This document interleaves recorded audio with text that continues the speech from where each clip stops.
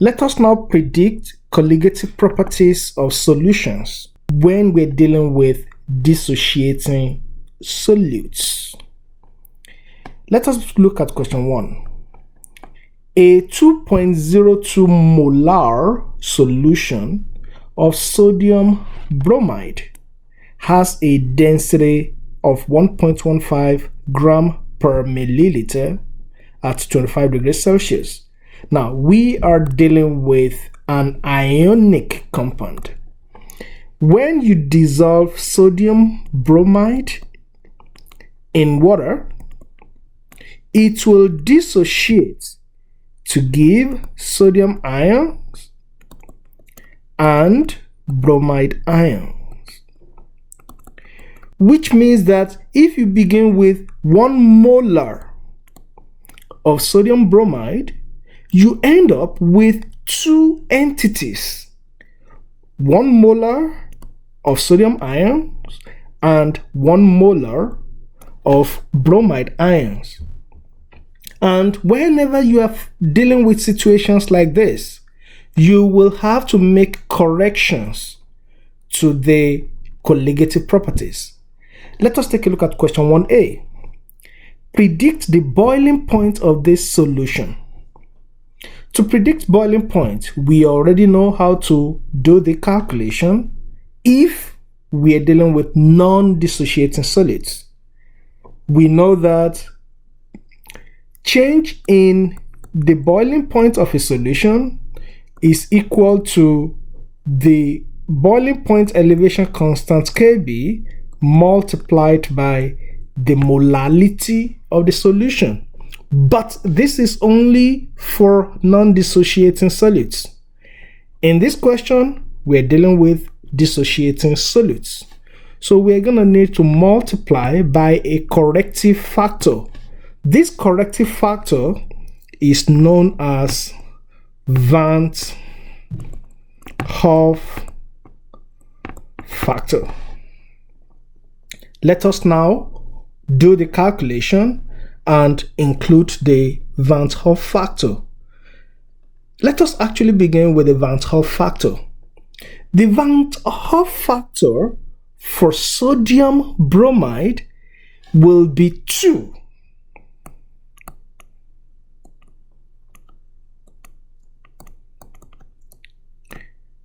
Why is it 2? Because we end up with 2 ions, sodium ion and bromide ion, in the solution. But in reality, the Vant Hoff factor will be a little less than 2 because we are assuming that we have an ideal solution. Now, what does that mean? It means we are assuming that the solution is very dilute.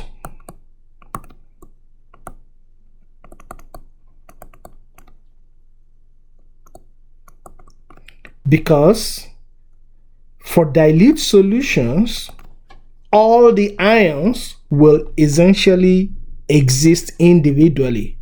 But for concentrated solutions, you will have some ions rejoining together, and the Vant Hoff factor will be less than you actually thought it should be.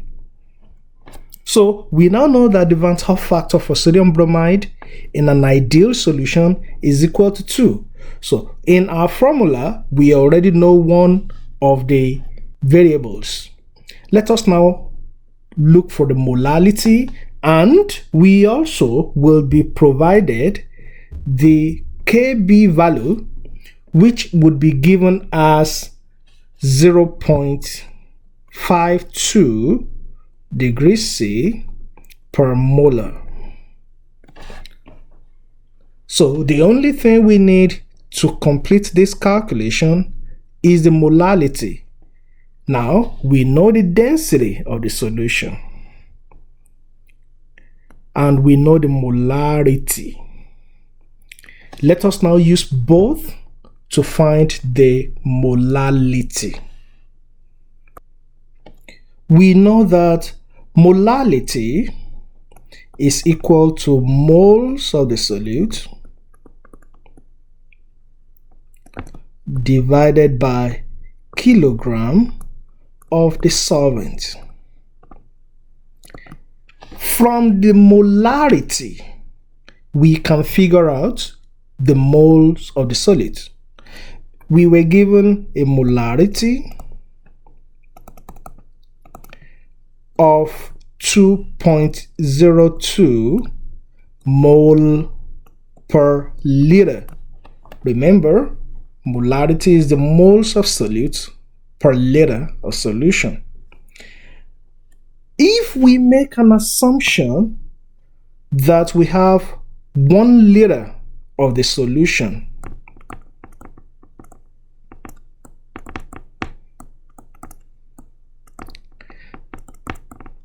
then we can simply figure out the moles of the solute right away.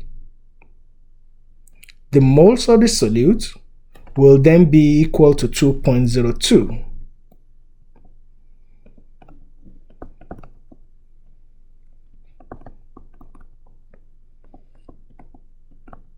Now, all we need to do is to find the kilogram of solvent. To do that, we will need to use the density. We know that the density is given as 1.15 gram per milliliter. We are going to make use of the density of the solution as given to find the mass of the solution, and from the mass of the solution we will be able to find the mass of the solvent. So we already know that 1 liter of the solution is assumed. We also know that density is equal to mass divided by volume, which means that density times volume is equal to the mass. So for this solution, the mass will be equal to the density, which is 1.15 gram per milliliter, multiplied by the volume, which will be 1000 milliliter. Remember, we are assuming 1 liter, and 1 liter is equal to 1000 milliliter. And if you put this into your calculator, you should get 1150 grams of solution. Milliliter will cancel out. To find the mass of the solvent, we also need to know the mass of the solute. Mass of the solute. How can we find that? We can easily find that from the moles of the solute, which we already know based on the molarity provided to us. So if we have 2.02 moles of the solute and you multiply that by the molar mass of the solute, the molar mass of sodium bromide is 102.89 gram per mole from the periodic table. This will be the molar mass of sodium bromide.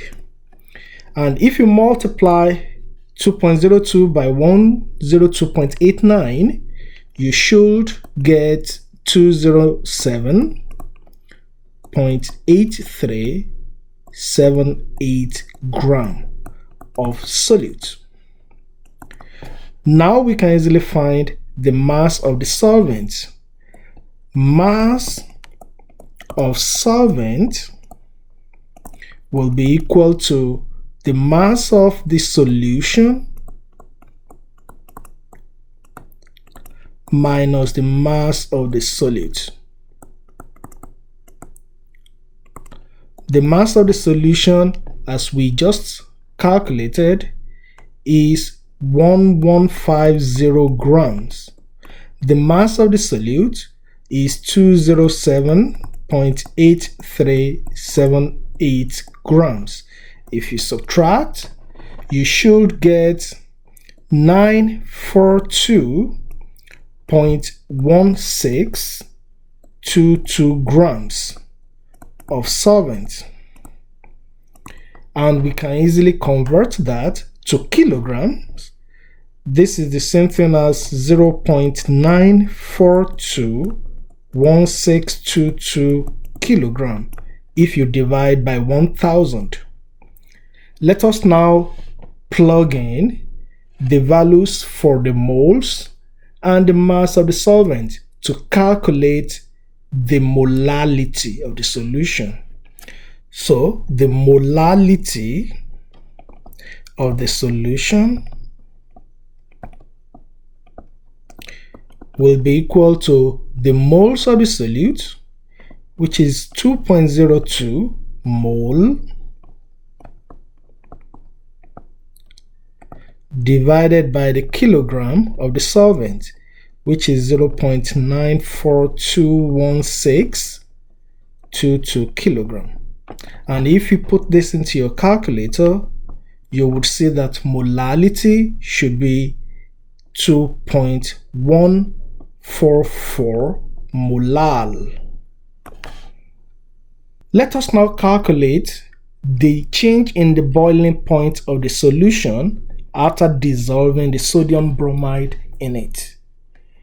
So change in the boiling point will be equal to the constant Kb multiplied by the molality multiplied by the Vant Hoff factor, which, if you put in the numbers, will be equal to 0.52 degrees Celsius per molal multiplied by 2.144 molal multiplied by the corrective factor of 2. So change in the boiling point will work out to approximately 2.23 degrees Celsius, which means that the boiling point of the solution, which we know will be elevated by the change in the boiling point. So boiling point of this solution will be equal to 100 degrees Celsius, which is the normal boiling point of water, plus 2.23 degrees Celsius, which is equal to 102.23 degrees Celsius. Let us take a look at question 1b.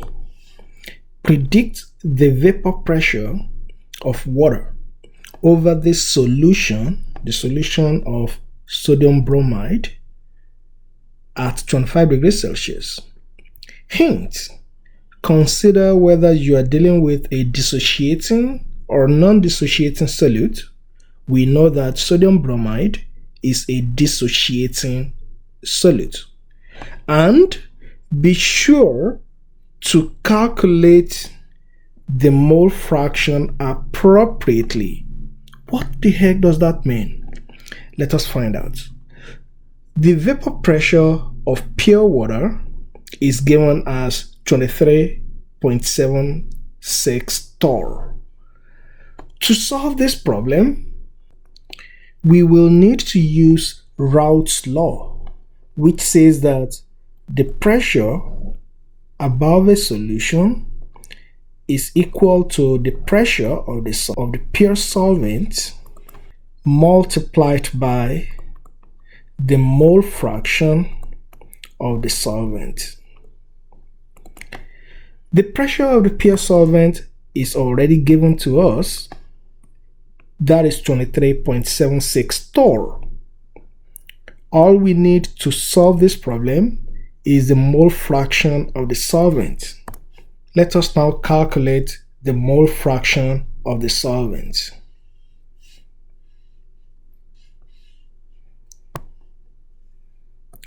The mole fraction of the solvent will be equal to the moles of the solvent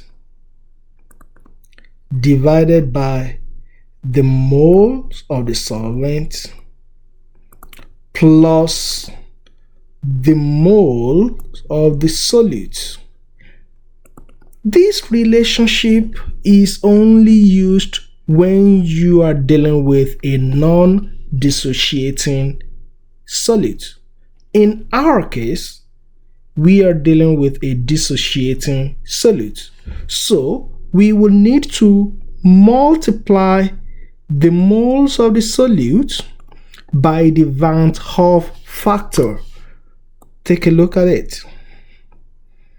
Because the solute is dissociating into two. Now, let us find the mole of the solvent. Our solvent is water. From the calculations we have done, we have 942.1622 grams of the solvent. And if you multiply this by the conversion factor that 18.02 grams of water is equal to 1 mole of water. That is from the periodic table. If you divide, you will see that the mole of the solvent will be equal to 52.28425 mole. Let us now find the mole fraction for the solvent. The mole fraction will be 52.28425 moles divided by 52.28425 mole plus 2, which is the Vant-Hoff factor, multiplied by the mole of the solute, which is 2.02. And if you calculate this, you should get 0.92827 as the mole fraction. Let us now calculate the vapor pressure above the solution. The vapor pressure above this solution will be equal to 23.76 torr times 0.928272, and that should give you approximately 22.06 torr. Let us now answer question number 2. Sodium aluminum chloride, and the formula is given NaAlCl4 is soluble in water. One chemist suggests that on dissolving sodium aluminum chloride, it completely dissociates into 6 individual ions. And this was the proposal according to that chemist, that if you dissolve sodium aluminum chloride, it will give you sodium ion, aluminum ion, and 4 chloride ions for a total of 6 individual ions. Another chemist believes that it dissociates into only 2 ions. So another chemist believes that sodium aluminum chloride will give sodium ion and this aluminate ion, AlCl4-. That is the proposal 2. Neither of these two chemists knows the exact dissolution equation for sodium aluminum chloride. So they decided to test this out in an experiment. When 6.00 grams of sodium aluminum chloride are dissolved in 100 grams of pure water, the freezing point of the resulting solution is negative 3.5 degrees Celsius. This is the question. Do the results of this experiment support proposal A, or does it support proposal B, or neither of them? Provide calculations to support your choice. If you look carefully at this question, you will see that the argument centers around how many ions will sodium aluminum chloride dissociate into when you dissolve it in water. And that is another way of saying that we should calculate the Vant-Hoff factor for sodium aluminum chloride. From the Vant-Hoff factor, we can predict whether when sodium aluminum chloride dissolves, it will give 6 ions or 2 ions. The Vant-Hoff factor would be closer to one of them than the other. So let us calculate the Vant-Hoff factor for freezing point depression, because anytime you dissolve a solute in a solvent, it will decrease the freezing point of the solvent. And the depression in the freezing point is given to us as negative 3.5 degrees Celsius. We know the equation for calculating the freezing point depression for a solution. Delta TF, which is the freezing point depression, will be equal to the Vant-Hoff factor, since we're dealing with a dissociating solute, multiplied by the freezing point depression constant, Kf, multiplied by the molality of the solution.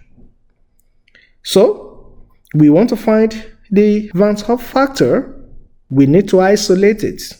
If you rearrange this equation, I will be equal to delta TF divided by Kf multiplied by the molality. So let us find each of the variables. The change in the freezing point is already provided. That is negative 3.5 degrees Celsius. That is the freezing point of the resulting solution. The freezing point depression constant is usually provided. That in this case would be negative 1.86 degrees Celsius per molal. So the only thing we do not know is the molality. We can calculate the molality from the experiment performed. We have 6.00 grams of sodium aluminum chloride dissolved in 100 grams of pure water. We know that molality is moles per kilogram of solvent. So first, let us find the moles of solute. Moles of solute, and the solute in this case is sodium aluminum chloride, will be equal to the mass, which is 6.00 grams, multiplied by the molar mass of sodium aluminum chloride is 191.78 grams in 1 mole. grams will cancel out, and the mole of the solute will be calculated as 0.0312858 mole. We also know the mass of the solvent. That is given as 100 grams. If you change that to kilogram, that is simply by dividing by 1000, you get 0.1 kilogram. So, the molality of the solution will be equal to the mole of the solute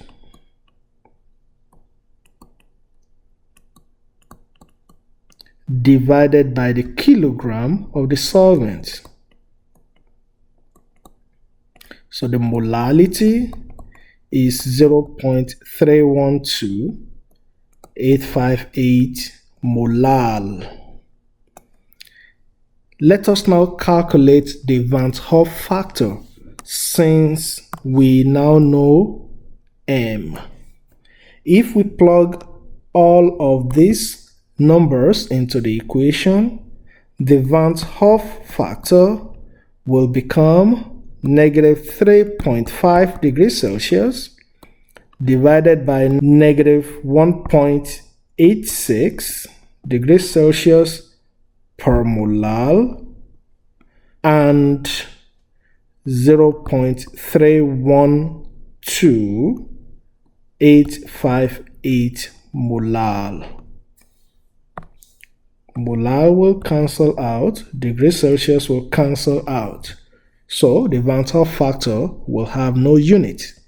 If you plug this into your calculator, you should get that I is approximately 6, which means that proposal A is the correct equation for the dissolution of sodium aluminum chloride.